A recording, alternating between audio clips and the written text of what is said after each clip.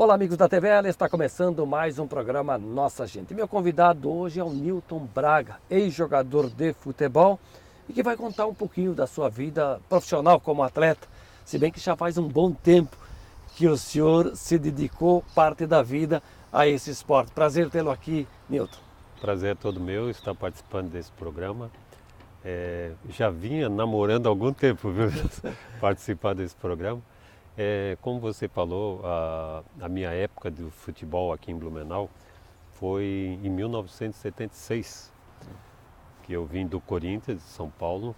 Na época eu tinha um treinador chamado Silvio Pirillo e ele veio aqui para Blumenau montar um novo esquema profissional no Palmeiras. Na época o presidente era o Melchior Barbieri e ele gostava muito de mim lá no Corinthians e me trouxe para cá, para Blumenau, para fazer parte de uma grande equipe aqui com o Palmeirinhas. Que era o Palmeiras que nasceu como o Brasil, depois virou Palmeiras e agora é Blumenau. E daqui a pouco já vai bater um século, né? Essa história toda aí do clube. Pois é, essa semana eu vi uma reportagem e estava falando sobre o jogo do Metropolitano e do Beck, né? Foi a semana passada, retrasada. E eu encontrei um rapaz aqui da cidade, um ex-torcedor, me chamou e falou, vamos conversar, e começou a contar a história do Brasil. E interessante que ele falou, olha, o ano que vem vai fazer 100 anos. E começou a contar a história daqueles pioneiros. Esse clube nasceu em 19 de julho de 1919. E a diferença é de um mês para a criação do Grêmio Esportivo Olímpico, que antes nasceu com a denominação de, se eu não me engano, do Esporte Clube Blumenauense. Começou com as meninas da ginástica ali do outro lado da rua e depois virou o clube de futebol bicampeão do estado. Bem, sim, mas é parte da história. Agora o senhor é paulista ou paulistano? Eu sou agora blumenauense. Há muito tempo, aliás. Eu sou casado com a filha mais bonita do Géser Jossi, que era colega de vocês, né, de rádio, foi famoso aqui em Blumenau. Eu sou casado com uma das filhas dele há 42 anos. Cunhado do Peninha? Cunhado do Peninha, exatamente. Aí sim, o Peninha já foi da minha época. Isso, aí, trabalhava muito tempo colega junto no de rádio. vocês, Né? aí. E eu sou paulista, né, de nascimento. Comecei a minha carreira no futebol no Corinthians, nas categorias de base, e cheguei ao profissional. Tive boas passagens pelas categorias de base, seleção paulista, seleção brasileira e no profissional também. E como eu te falei, o Silvio Pirillo, que foi meu treinador, gostava muito de mim no Corinthians e me trouxe para cá em 76. Agora essa tua passagem na base do Corinthians, e aí tem alguns registros fotográficos de época, né? Que durante a nossa conversa aqui, nós vamos mostrando essas fotos. Tem uma delas aqui com o Muricy Ramalho, né? Sim. Em 1974 nós somos convocados para uma seleção paulista inicialmente para disputar algumas partidas em São Paulo e em seguida nós somos nominados como seleção brasileira de novos para disputar o torneio de Toulon. E no nosso grupo, felizmente, eu tive a satisfação de jogar com o Muricy. Ele era do São Paulo, né? O Muricy sempre foi um grande jogador, desde as categorias de base. Para vocês terem uma ideia, eu ia assistir, ele era mais novo do que eu ia assistir o Muricy nos Jogos Dente de Leite em São Paulo, e toda semana ele ganhava uma bicicleta de melhor em campo. Então ele era fera. E quando ele passou para as categorias infantis e juvenis, também era um bom jogador, grande jogador. E nós fizemos parte de uma seleção brasileira para disputar o torneio em Toulon, jogamos no Líbano, no Teherã e passamos pela Itália também. Com quem mais que ficou famoso no futebol, seja nessa seleção ou no próprio Corinthians, que você tem lembrança e que criou também uma relação de amizade? Sim, eu comecei em 70 no Corinthians e foi o ano da Copa do Mundo, né? que o Brasil foi tricampeão. Então, faziam parte ali da seleção o Zé Maria, o Ado e o Rivelino. Então, em 73, 74, os treinadores do profissional chamavam os jogadores de categorias de base para formar o coletivo, né, durante a semana. E com esses coletivos a gente mostrava o nosso futebol. E eu fui mostrando um futebol que agradou os treinadores e comecei a me envolver e treinar junto com os profissionais. E joguei. Meu filho tem anotado lá que eu joguei 41 partidas pelo profissional do Corinthians. Numa delas eu fui titular no lugar do Rivelino. Jogamos contra a Ponte Preta em Campinas, ganhamos de 1-0 e o gol foi meu. E eu tive assim grandes momentos com essa turma, que era o Ado, o Zé Maria, o Baldock, o Brito, tudo de seleção brasileira. E o Vladimir, lateral esquerdo, que também chegou à seleção brasileira. Jogava o Tião e o Rivelino, o Vaguinho, o Lance, Zé Roberto e o Marco Antônio. Agora, dessa turma toda aí, o Rivelino foi o cara, né? Sim, o Rivelino era o reizinho do parque. Ele era a estrela, né, da equipe. Como é que era o convívio de vocês jovens com um jogador consagrado, campeão do mundo, ídolo da torcida, enfim? Olha, quem está de fora acha que esse pessoal que são ídolos, né? Você fala, poxa, vai chegar lá, os caras são chatos, são mascarados, né? Essa palavra é antiga, né? Mascarado, mas vai chegar lá um Rivelino, um Ado, mas quando você começa a conviver com eles, assim, são todos jogadores de futebol, né? Então, eles têm, é lógico, o momento de estrela, o Rivelino na época, o Baldock, o Brito, o Zé Maria, o Ado, eram jogadores estrelas, eles foram tricampeões, né? Então, mas eu imagino que não tinha a tietagem, a mídia, né? Como tem dos hoje, dias não. atuais, né? Não, realmente não. Tinha assim, mas era bem menos do que hoje. Tanto é que a mídia, né, as redes sociais hoje estão acima de tudo e divulgam em 5 minutos, você sabe da história. Praticamente, É instantâneo. Né? Bem, e é claro, campeão lá pelo Corinthians. Nas categorias de base eu fui bicampeão. No profissional, em 74, nós disputamos a final contra o Palmeiras.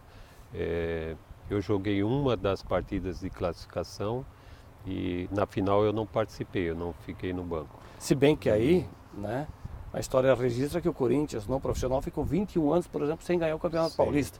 Exato. Foi ganhar em 77, estou 77. certo? Uma Ponte 77, eles trouxeram o Sócrates, Palhinha, Birubiru, eles formaram um timaço, o Casagrande. Foi o ano da democracia corintiana, né? A redenção também, né? Porque sim, ficaram na fila todo aquele tempo e a torcida, por isso que chama até hoje, da Fiel, né? Sim. Para nós, naquela época, era muito difícil. Você subindo das categorias de base e indo para o profissional, a cobrança era muito grande. Tanto é que quando eu fui substituir o Rivelino, que ele ficou suspenso umas 5 partidas, a rádio, a mídia falava assim, olha, a camisa vai pesar nas costas desse garoto. E no dia do jogo lá contra a Ponte Preta, eu não dava muita importância, mas chegava até a gente nos ouvidos, ó, vai pesar, o garoto não vai jogar o suficiente. E felizmente naquela partida eu consegui fazer o gol e ganhamos de 1-0. E mudou um pouco esse pensamento, mas realmente Ô, Nilton, e a tua posição em campo era ali primeiro volante, primeiro homem de marcação na frente da zaga? Sim, né? Nessa época que eu jogava, o futebol brasileiro jogava só com cabeça de área, o volante e o meia esquerda. Né? Que alguns chamavam de centro médio, né? O cara isso, o cabeça de área ali, né? Então jogava a equipe titular do Corinthians, era Tião e Rivelino. Aí vinha um Lance, que era o meia-direita, ajudar um pouco mais no meio de campo. Então, naquela época, o Silvio Pirillo, ele já queria introduzir um meio de campo mais forte. Ele queria colocar no Corinthians um ponto esquerda que fechasse mais, como hoje está. Isolaram os dois pontas e trouxeram assim jogadores para compor o meio de campo e levar as jogadas à frente. E você era um jogador mais de técnica, de elegância para desarmar e sair para o jogo? Ou era mais da marcação firme, de chegar junto para o desarme? Olha, eu jogava de acordo com o que o treinador me pedia. Eu me lembro Se adaptava fácil? Sim. O meu futebol era um futebol assim que tanto para marcação como para toque de bola. Então, um determinado jogo, Corinthians e Botafogo, tinha o Sócrates que jogava muito. Então, o treinador chegou para mim e falou assim: olha, hoje você vai ter que marcar o Sócrates, você não pode deixar ele jogar. Então eu encostava no jogador e eu não jogava, mas o Sócrates ainda estava lá em Ribeirão Preto. Em Ribeirão Preto, exatamente. E ele era um excelente jogador, então eu tinha que sair para marcação e não largar. Fechar os espaços. Sim. E já em outros casos o treinador me liberava. Quando eu substituí o Rivelino, eu joguei um pouquinho mais na frente. Então o Tião, que era o cabeça de área, ele me lançou a bola e eu entrei e fiz o gol. Então eu tinha essa E como é que surgiu essa tua vocação pelo futebol? Foi influenciado por alguém? Ou você mesmo de criança, olha, aquela coisa que todo menino até hoje pensa que quer ser jogador de futebol. Foi assim? Foi persistência? Foi.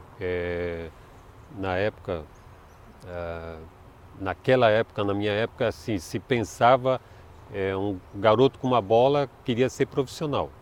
Então isso estava em mim, eu estudava, meus pais mandavam eu estudar, eu estudava, mas a minha cabeça estava no futebol, né? No colégio, eu digo que eu passava de ano porque eu jogava futebol, representava a escola no futebol. Então, tanto no colégio, nos cursos técnicos que eu fiz, foi tudo em função assim, de Nilton, futebol. como é que era você vestindo a camisa do Corinthians, mesmo menino lá na base, e a tua vida de estudante? Como é que era a tua vida social lá fora, vestindo a camisa do Corinthians, um clube profissional que dispensa comentários? Olha, como é que você se relacionava com o pessoal assim, e eles contigo? Sim. Como nós comentamos há pouco, nós não tínhamos uma mídia como hoje, né? Mas as pessoas do teu convívio sabiam que você jogava no Corinthians. Mas naquela época os meus colegas de colégio, de faculdade, nós convivíamos assim como normais. Eles sabiam que eu jogava no Corinthians e tinha um outro amigo também que jogava no Santos. Nós tínhamos um ambiente assim, sem eu esnobar ninguém, nós tínhamos uma vida bem legal social. O que eu imagino que um guri que desponta para o futebol, lá da base, passando para o profissional, não seja fácil a vida dele social fora do clube, né? Pela aproximação que a torcida, que a mídia tem. Nilton, vamos fazer um intervalo e depois a gente retoma essa conversa, e eu quero dedicar o segundo tempo do programa para falar sobre a tua vida em Blumenau como jogador, mas também como profissional e a formação da tua família aqui, que já dura desde 76, né, quando tu chegou aqui. Sim. Nilton Braga é o meu entrevistado hoje no programa Nossa Gente, que faz um breve intervalo. Fique ligado porque logo, logo estaremos de volta. Até já.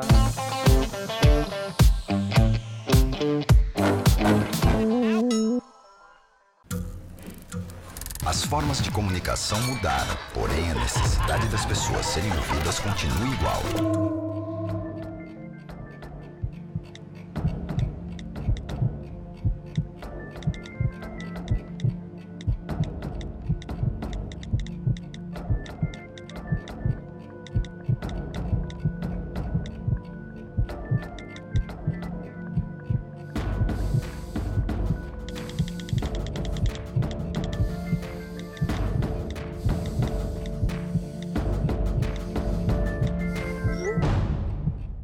Compartilhe com o CVV aquilo que você não divide com ninguém.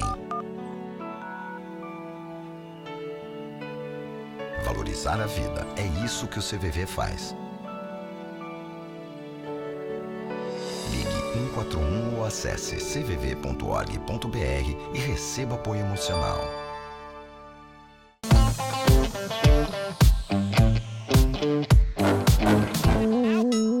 Estamos de volta com o programa Nossa Gente. Meu entrevistado hoje é o Nilton Braga, ex-jogador de futebol, hoje corretor de imóveis. Hoje já faz um tempo, né? 20 anos, já trabalho nesse ramo como corretor de imóveis. Tenho uma empresa no meu nome, trabalho como autônomo em Blumenau. Pois é, o senhor chegou aqui em 76, transferido do Corinthians para o Palmeiras. Certo, em 76 eu vim contratado aqui para o Palmeiras.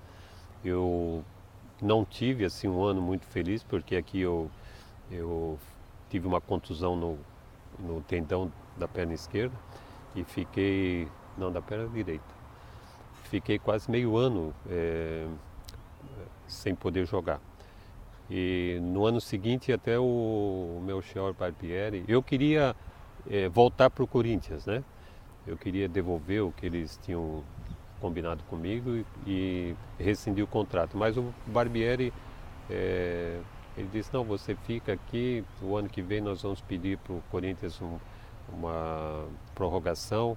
Eu falei, tá bom. Mas chegou o Laudo Búrico e ele precisava montar a equipe dele, e como eu estava em recuperação, ele não deu oportunidade para mim, né? Então eu me desliguei do Palmeiras.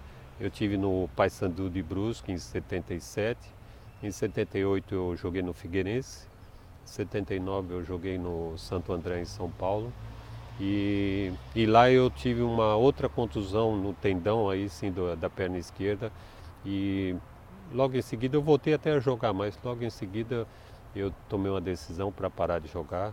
E Parou que anos? Que ano? eu parei em 80, 79 e 80. Eu já estava casado, tinha um filho e a minha esposa estava grávida do segundo filho, então nós tomamos a decisão de voltar para Blumenau e aqui iniciar uma outra atividade. 2 filhos. Eu tenho 3, eu tenho um rapaz e 2 moças. Já tem netos, não? 5 netos. E alguém dessa turma não se interessou pelo futebol? Meu filho, ele começou na escolinha de futebol lá da Artex, com o Ademar, como centroavante, jogava bem. Teve uma época que eu fui treinador aqui do BEC, das categorias de base, e ele jogava comigo, mas ele não...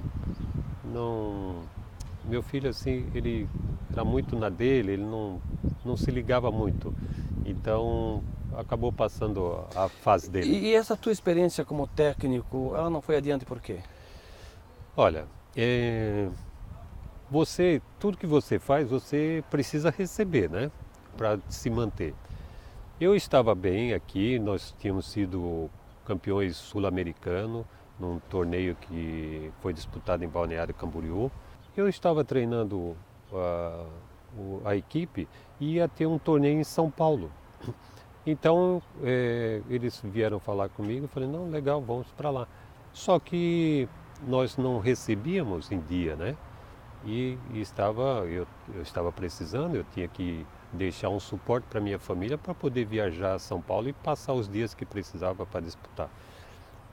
Eu mencionei que eu só iria viajar se eu recebesse. E eu estou treinando a equipe, aí veio a ordem da diretoria que eu não era mais treinador. Então eu parei, eu tive escolinha de futebol, mas também eu não tenho marcas no futebol. Eu sou um apaixonado pelo futebol, sempre gostei do futebol, mas não tenho nenhuma assim, poxa, não dei certo no futebol, frustração não tenho na minha vida. Pois é. E nesses confrontos, quero voltar de novo na tua fase de jogador, Paysandu, o Palmeiras, porque nós estamos aqui gravando o programa no campo do Grêmio Esportivo Olímpico, Sim. que foi um clube profissional Palco, de né, futebol, né, Oh. de grandes jogos. Muito. O pessoal de cabelos brancos, assim como a gente, há de se lembrar, né, das memoráveis Sim, tardes de domingo aqui, os grandes jogos. Sim. Como o Olímpico já tinha parado com o futebol profissional, você não teve a oportunidade de jogar aqui, né? Não, eu tive a oportunidade de conhecer grandes craques que passaram pelo Olímpico, o Mauro Longo, o próprio Duia, né, que era um jogador aqui da cidade, mas eu tive a oportunidade de conviver com esses jogadores do Olímpico em amistosos que eles marcavam, e a gente teve a oportunidade de se reencontrar. Na minha época, houve a união do Olímpico com o Palmeiras, porque a gente ia jogar, por exemplo, num jogos assim amistosos, e o Brandão, que era zagueiro, que jogava, o Brandão era um jogador charmoso quando eu conheci ele aqui. O Beto Schirman, tinha o Zé Leal, o Mauro, e a gente jogava aí pelo interior. Então uniu o Palmeiras e o Olímpico. Mas assim, eu escutei muitas histórias de grandes jogos, tanto aqui no Aderbal, no Amazonas também, eram casa cheia todo domingo, né? Então eram assim, eu gosto de escutar essas histórias. E Blumenau tem uma história assim muito forte do futebol. Pois é, e você é um apaixonado pelo futebol, né? E pela cidade também. Você acabou tendo Blumenau como uma cidade do coração para viver. Né? Amo Blumenau. Não só amo Blumenau por causa da minha esposa, né, que é a minha amada, mas é pelo povo de Blumenau, como eles me receberam aqui, né? E hoje eu tenho um bom relacionamento tenho grandes amizades, e eu gostaria até de relatar assim, um grande amigo que foi o Beto Schirman, né?